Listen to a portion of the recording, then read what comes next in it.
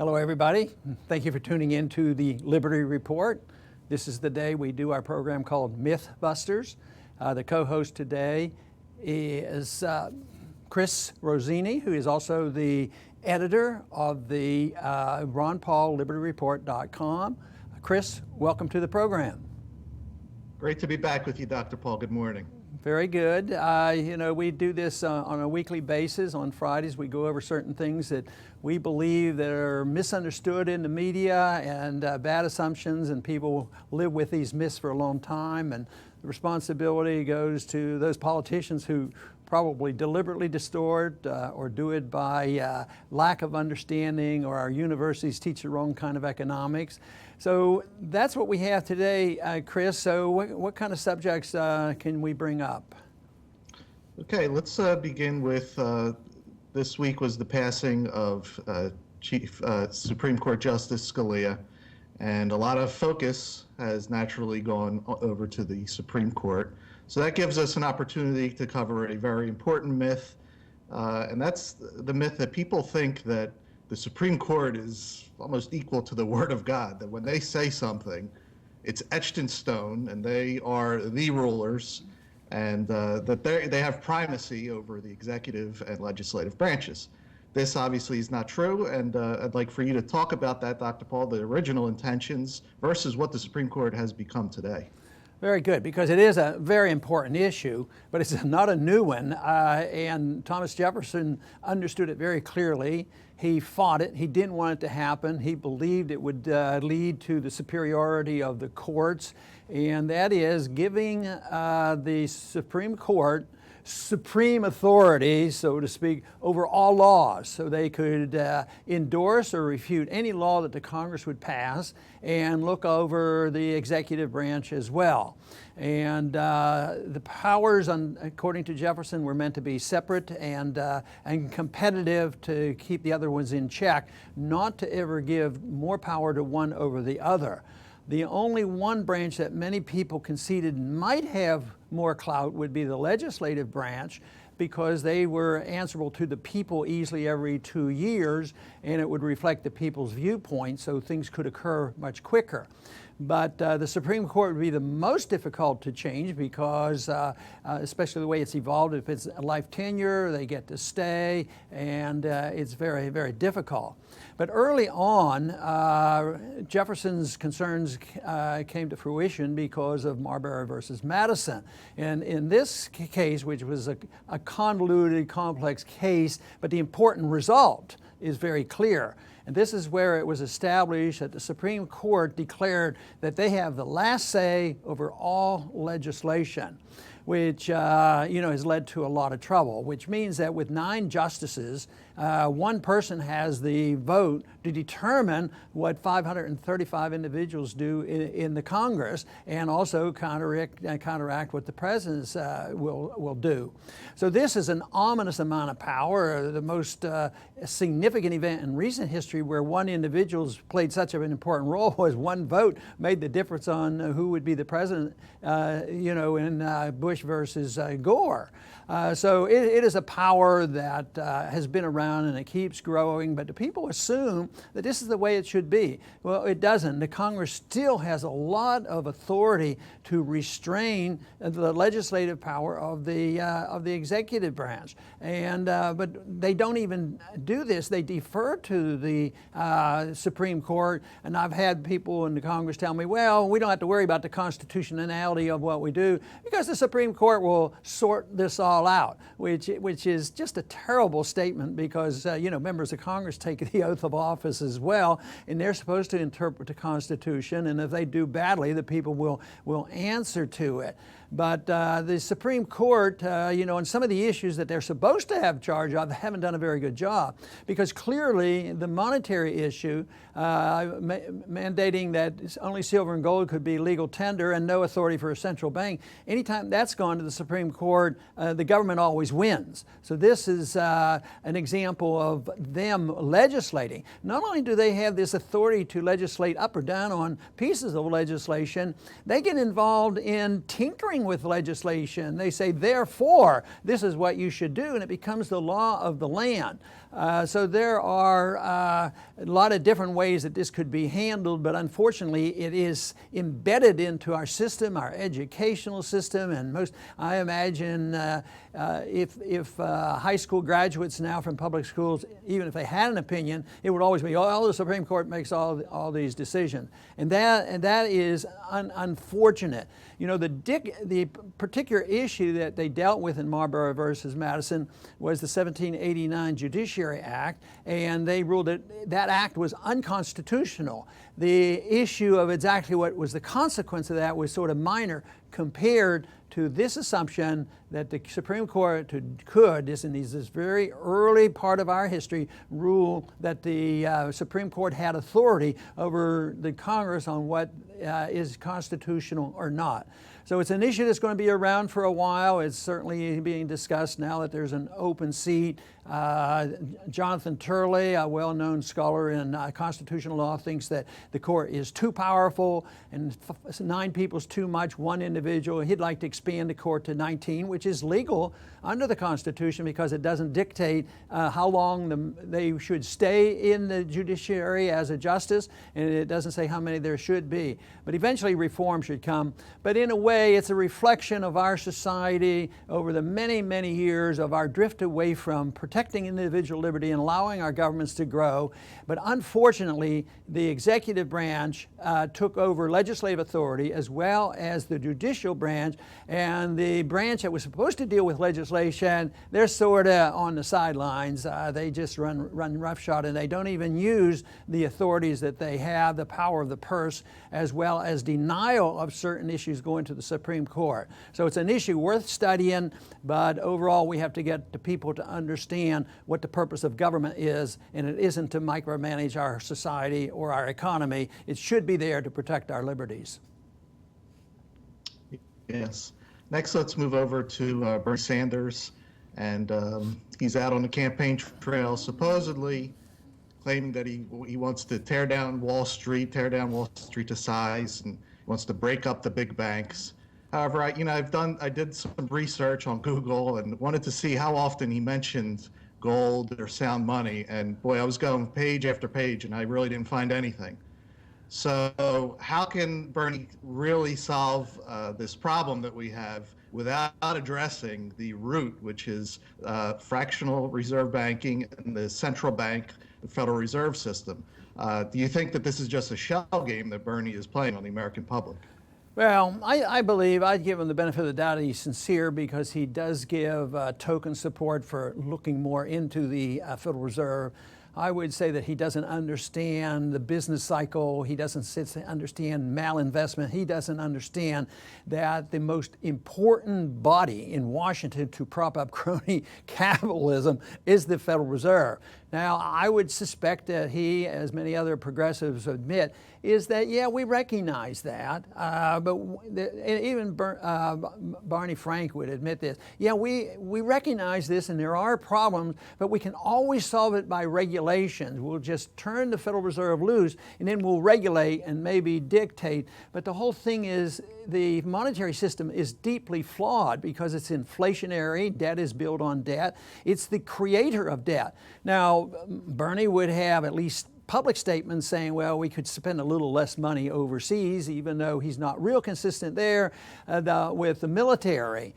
But the whole thing is, the military doesn't exist without the Federal Reserve because it monetizes the debt. It runs up this huge amount of debt, so it facilitates the military-industrial complex, it facilitates the banking system, and no matter what they say about regulations, banks are too big to fail. They're not going to let it happen.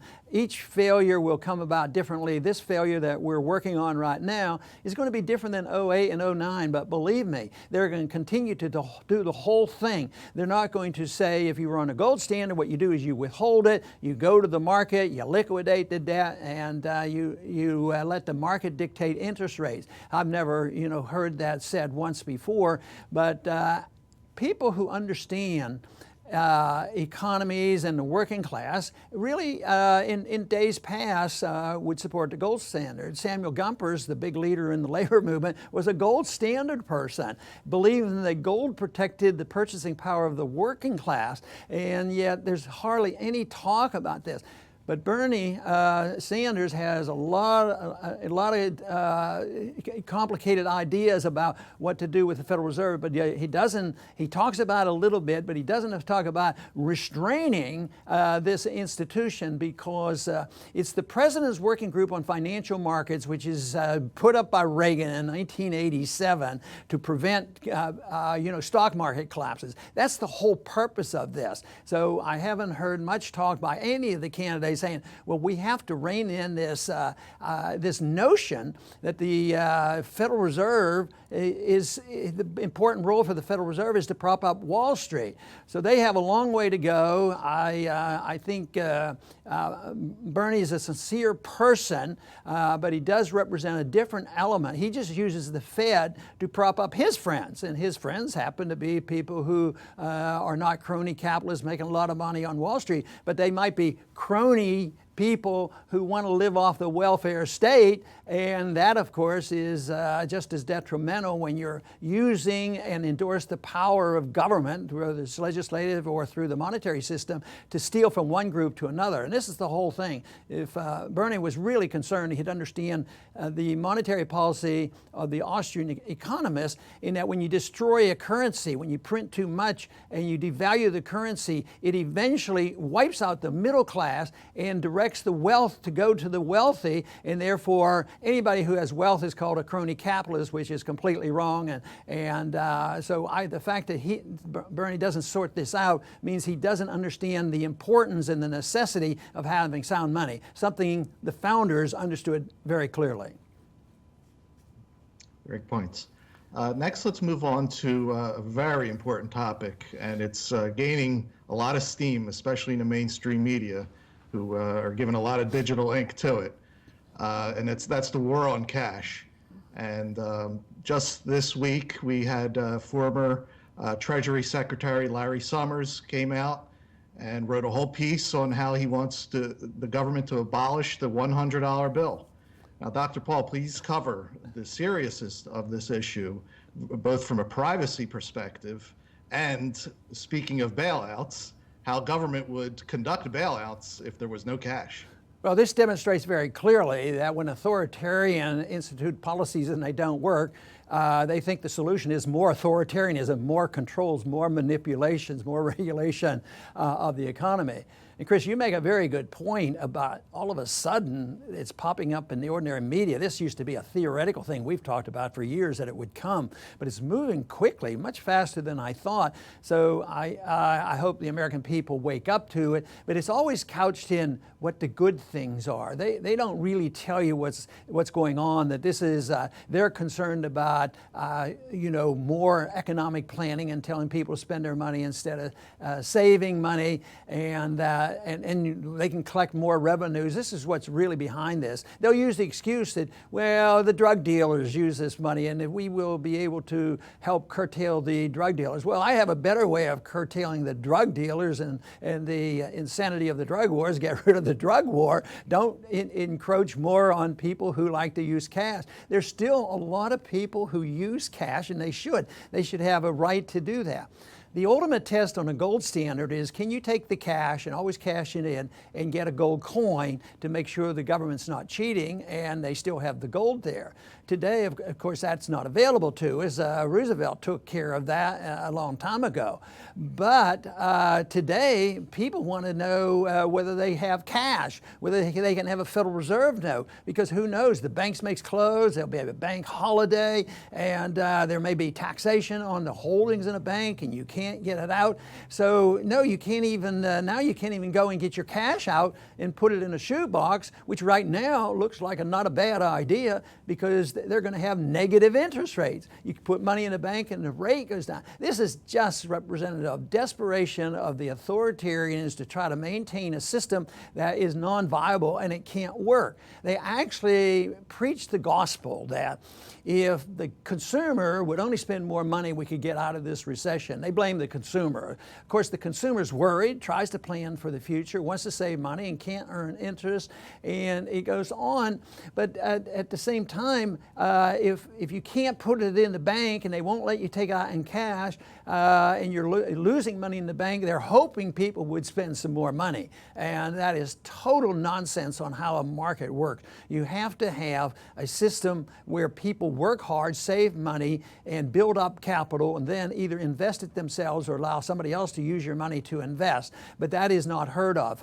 Debt now is considered good. The more debt, the better. We just have to manipulate more and more. But this is a struggle between those who want to control us through the monetary system, and zero interest rates will compound this even more so because people will want to go to cash, and then the iron hand and the iron fist of government will come down and say, no, you can't do this. But there's still a lot of average people and middle class people still like the use of cash, but it should be an issue of liberty. It should be, can I hold the money in my hand? And although you can't cash it in for a fixed amount of gold, at least if you had a significant amount of paper money and Federal Reserve notes, and they won't let you take it out, possibly you could circumvent this by, holding some gold in your hand. But then again, governments have been notorious in attacking individuals like that, like they did in the 30s. But I think this is a serious thing about getting rid of cash. It's symbolic. It's going on in Europe. They want to get rid of the 500 euro note, and there's some objection.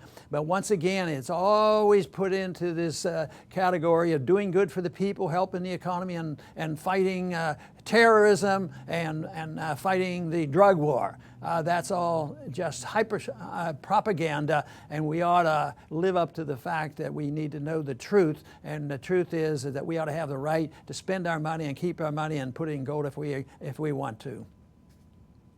Right. Okay, let's finish up, Dr. Paul, with a myth that we haven't covered, and it always pops up. This one has a lot of legs. It always pops up during election season, and that's with Ronald Reagan, the Reagan myth. And we'll use Marco Rubio, a quote that he used this week. He said, "Reagan was able to instill in our nation a sense of optimism, and he turned our country around."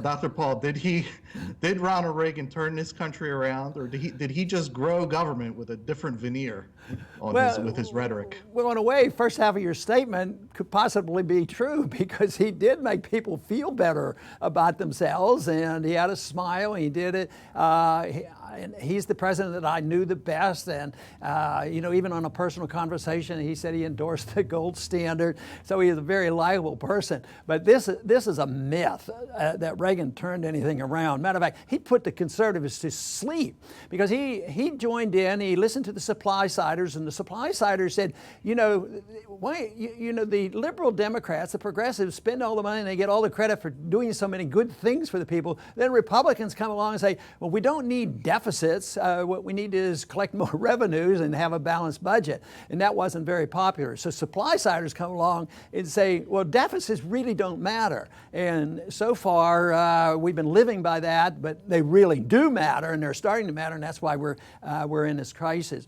But Reagan was terrible on financial things, and he doubled and tripled many of the budget. He doubled the Department of Education, as well as farm subsidies, and medical expenses went up ×2. National debt under Reagan went up threefold. It was very extraordinary. And then they say, well, yeah, at least he cut taxes. Yeah, one. The only real significant program that Reagan did that I could support was the first tax cut. But that was eliminated rather quickly by raising taxes 3 times after that. The conservatives never remember that. And so he was hardly a non-interventionist in foreign policy when you think of some of the things that he did, including bombing of Libya. So it's a myth for sure that Ronald Reagan turned anything around. I think he has sort of solidified the fact that conservatives could come over and comfortably be big government deficit spending conservatives, and we've been doing it ever since. So that is the reason that it is indeed a great myth when you hear conservative Republican presidential candidates trying to wrap around the conservatism and the fiscal responsibility that Reagan represented. He represented big government. One quick little story of this, though, is the very first budget for Reagan. And Reagan ran against Carter because his deficit was too big. And every Republican voted against Carter's last budget.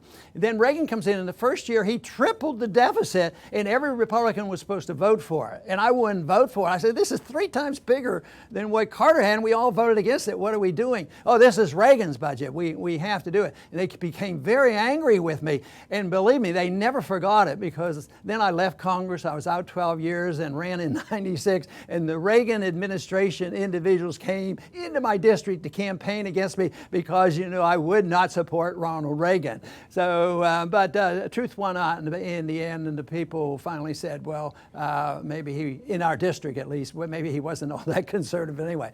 But anyway, Chris, thank you very much today for being our co-host. My pleasure, Dr. Paul. Thank you. Very good. And I want to thank all the listeners for tuning in today to the Liberty Report, and please come back soon.